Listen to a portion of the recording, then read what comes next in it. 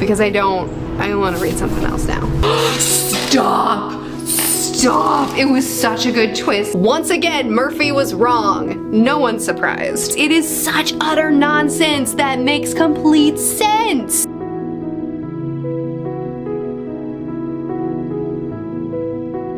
There's a train that's been driving past my house for the last like 10 minutes and I'm pretty sure it's gonna kill me. So, you know, if a rogue train comes from behind me and barrels past me, at least you'll know why it's so loud in the background. I am 220 pages into the Bone Ships, and you know, I feel guilty because here's the thing, R.J. Barker, man knows how to write a book. I'm just not captured by his stories. So I don't remember all that I told you in the last. There's the train. You hear him? He's warning you that he's coming. What was I saying? I don't remember what I said in the last vlog about this book, but the setting is the 100 Isles. It's like a compilation of a bunch of different islands. There's no mainland really. It's just it's a collection of islands, and these people, they make their ships, they construct their ships out of ancient dragon bones, and it's really fascinating. That part of it is so fascinating, the way they construct their ships and how they use the different bones for different purposes. It's so cool. We follow two characters, Jorgen and Mies, who are, Mies is the shipwife, who's the captain, and then Jorgen is the D-keeper or deck keeper, who's like the second in command. And everything is, you know, it's really unique in this world. It's so well done. That's the thing, the world's really interesting, and the writing is really atmospheric. Like, it's very, is lush a good word for it? It's a very atmospheric book. He writes it so well and so beautifully. And this ship that Lucky Mies and Jorgen are on, or that they run, is full of, what are they called? They're not called, it's like a ship of the dead. All these people are condemned to die, and so they have to work on this ship until the hag wife takes it, until they die. Anyway, they're kind of just condemned to fight this endless war. And then the first dragon in centuries that's alive makes itself known. And then it becomes kind of this journey, this venture, this race to get to the dragon, because whoever gets to it first, whoever captures it first, they win the war. So it would finally bring this endless war to an end. And it all sounds so interesting, but it's just not. It's just not.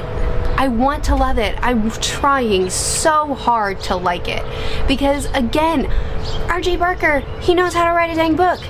And then here I am, just not really enjoying it, even though I can acknowledge this is a really good story and he's writing it so well. I just don't care. I feel so bad, because that's how it was with his last book too. I had so many good, wonderful things to say about it, but at the end of it, it was just like, I never got invested, despite it being really good in the most technical sense.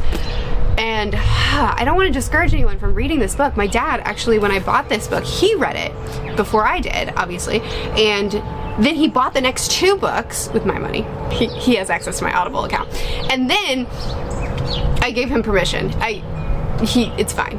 He bought the next two books and he read them, and he thinks the trilogy is fantastic. And this is my second time trying to read this book, and I quit on it the first time, and I'm gonna see it through this time, but I feel bad. I don't want to make anybody not read the book, but I'm not disliking it. I mean, nothing about me is like, oh, I hate that I'm reading this. I'm fine with reading it. I'm just not that invested, which is a shucks deal, but I will continue. I'm actually gonna switch to the audiobook and physical. I'm gonna go back and forth between audio and physical just so that I can get through it, because I want to read something else now. I also picked up The Secrets of the Runestones. I'm not very deep into it, I'm just a few chapters. So I don't have a ton to say about it yet. I know we follow three perspectives. One is he's a dwarf who's trying to forge the greatest sword. One is he's in this like battle arena, and he's trying to fight to gain his freedom, and he's just in this endless fight he has to win so many fights to be able to gain this freedom. And then the third perspective I don't really know much about yet. I'm still in the setup. I will say that Dennis Medberry super easy to read. His writing style is really easy for me to just sink into his story. From the very first chapter, I was invested and I was like, okay, I want to see what's going to happen here. And then whenever we switched perspectives, I was like, no, don't do that to me. That was the train. I'm sure of it. Anyway, it's just, even though I'm not very deep in, it's just such an easy to read writing style. I'm instantly in it. So those are what I'm reading. I'm gonna really super try to finish this one this week and start Hitchhikers, because I read the prologue. By the way, Hitchhikers won. You guys commented on what you want. Hitchhikers got way more comments than the castle. We've always lived in the castle, but I'm gonna read both. But anyway, Hitchhikers, I read the prologue and I'm already so hooked on it. So I'm gonna try to get through this so that I can start Hitchhikers. I'm gonna keep plugging on with this.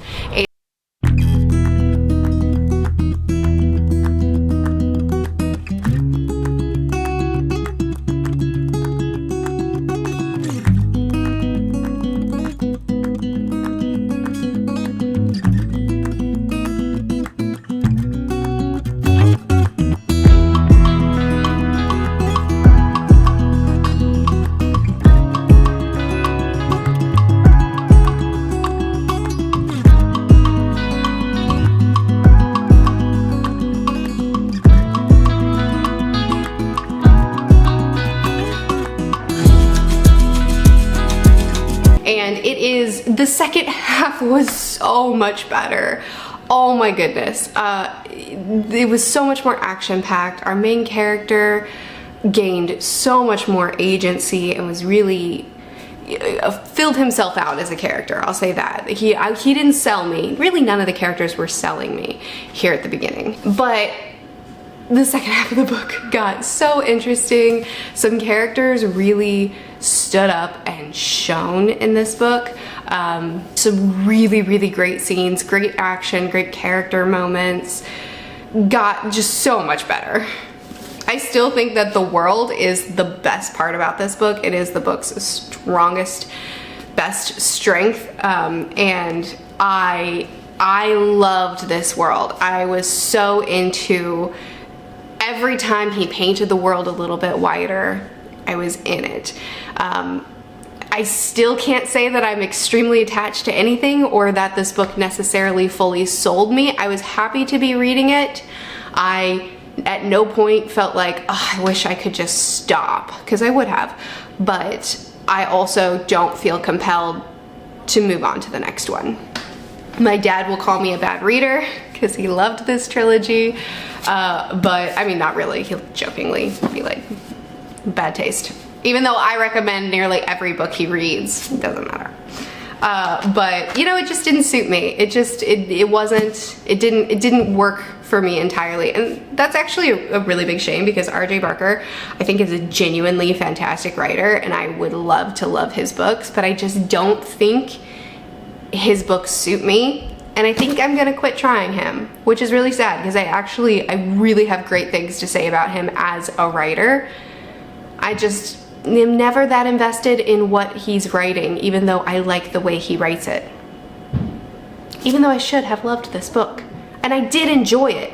I didn't dislike it. I don't know, I'll try to get my thoughts together better. I literally just finished reading this. I'll try to get my thoughts together better by the time we have a wrap up or something. But initial reaction is much better second half. Enjoyed myself enough, but not enough to continue. I am dying to read Hitchhikers. I read that prologue like a week ago and I loved it, and I want to keep reading so bad. So this is actually the end of the week. This is actually the end of the week. I need to edit this vlog today to get it up tomorrow for you to watch. So we're done now. But I want to read this so bad, and my daughter's about to go down for a nap, so I think I'm just gonna read this while she naps, see if I can get a couple chapters in, and then I'll just check in with you one last time and just give you my initial thoughts on Hitchhikers. So that's what we're gonna do as the final little chunk of this vlog. I also realized that I really need to start reading live ships. What was that called? Where are you? There you are. Ship of Magic. I really need to start reading Ship of Magic again, because I took a break while I was on vacation because I wanted to read the books that I picked out for vacation, and then when I got back, honestly, I forgot about it. I was really enjoying it while I was reading it, but once I stopped, it like wasn't in my head. So I really need to get back to that. So I'll be back to that next week. But before we do some sort of interlude, pretty B-roll something, and then I talk to you about this, let's talk a little bit about Hunter x Hunter, because this week, the whole week is gone now, and I haven't talked to you about Hunter x Hunter at all. So this week I've read 3 volumes. This one was mostly set up, mostly getting to the point where we can entering the game, and then learning the basic mechanics of the game. This is spoilers, by the way, timestamps in the description if you don't want Hunter x Hunter spoilers. Volume 14. Someone explained to me why Kurapika is on the cover of this volume. Actually, I have a lot of qualms with the covers of the Hunter x Hunter volumes. One, why are some of them so bad? I mean, I know that it's like a stylistic choice or something, but did a child draw and color this and then Togashi was like, how cute, make it the cover? What is happening with some of these covers? And also, why are some of the covers completely irrelevant to what is happening in the story at the time? And also, why, they're all downstairs. Why do some of the covers have the face of a person on it that does make sense, but their hair is the wrong color? Why are we doing these things? Anyway, in this volume we get introduced to the fact that some people are dying, and the fact that this game has evolved into some sort of extreme something where there are people hunting down other people to gain access to their cards, or to make it available so that they can use their cards, because there's a certain number that can be used at a time. And oh my goodness, we get the secret organization that tries to recruit them. Oh, I'm having so much fun. The game is a blast. We got a freaking rock, paper, scissors tournament. Oh man, I love it. But it all becomes relevant. It's so funny. We did arm wrestling, we've done rock, paper, scissors, but it comes around in a really satisfying way. I loved this scene where Gon stole the card. He snatched it from the guy before he could play it, and he was like, try that again, and next time I won't give you the card back. We find out that Greed Island is actually a real island and not a video game at all, which changes everything. And it makes it work with Nen super well. Oh my goodness. And it also just adds so many kinks into the system, because some people know it and other people don't. The Phantom Troop has decided to enter Greed Island, and one of the game designers greets them and makes them leave. Oh my golly, there's just so many. This is like the idea of entering a video game. It was fun. I was excited about it. I know it's a trope that's like done a lot, but it's not one that I have read very much. And it was exciting and fun. But the way it's actually ending up being is so much more fun. Also, I love and adore, let me find a better panel of her, or I won't find a better panel of her because there is none. Whatever. I love and adore this character. Biscuit, is that her name? She's amazing. I'm still very suspicious of her, and I'm waiting to see, oh, there's a really good one. I'm waiting to see, I don't fully trust her, and I have reasons, and I'm waiting to see if she is gonna end up betraying them, because I expect she should. But the way she's acting now, like the way she's training them and being really diligent and really, she doesn't seem like she's gonna betray them at the moment. But with her introduction, I still think that she should. And if she doesn't, then Togashi, we got some discussing to do, because I have issues. The twist, oh my goodness, the twist with this guy actually being the bomber and planting bombs on all the people and forcing them to surrender their cards and get together and get the cards to him, or else he'll kill them, and then they do the thing, and then boom. Stop. It was such a good twist, and it was so exciting, and I loved it. It's just fun. Like, it's not near, at least at this point in the arc, which I'm only like half done with it maybe. At this point in the arc, it's not near as deep as York New was, but I'm just having the best time. It's fun. And I'm excited to see where else it goes. I have all the volumes to get me to the end of Greed Island. And I'm concerned because like it's a lot of material to cover in one video if I do decide to make this just one video, but also I'm near half done, and I do think that at this point I don't feel like I need to break this up. So we'll see. Anyway, now I'm going to go put my daughter down for, well, we're gonna eat a snack, and then she'll have a nap while I read, and then I'll check back in with you and we'll talk about hopefully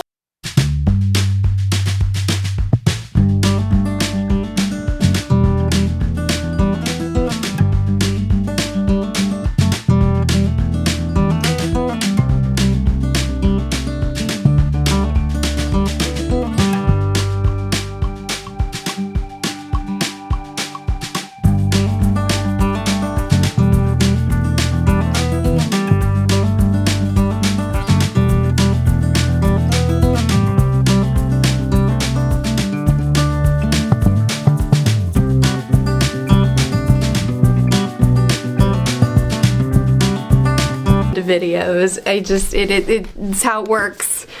Anyway, I read, oh no!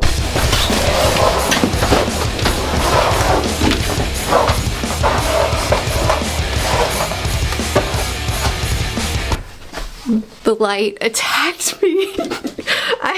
I read 4 chapters of Hitchhiker's Guide to the Galaxy. Whoa. I'm on chapter 5. I'm done with chapter 4. Oh my goodness. I love it. And it's weird. This is a really weird book, but the prose actually really reminds me of Neil Gaiman. Wait a second, is this the guy? No. Okay. The prose really reminds me of Neil Gaiman. He was talking about a house, and he said, the house is not a remarkable house by any means. It was about 30 years old, squattish, squarish, made of brick, and had 4 windows set in the front of a size and proportion which, more or less, exactly failed to please the eye.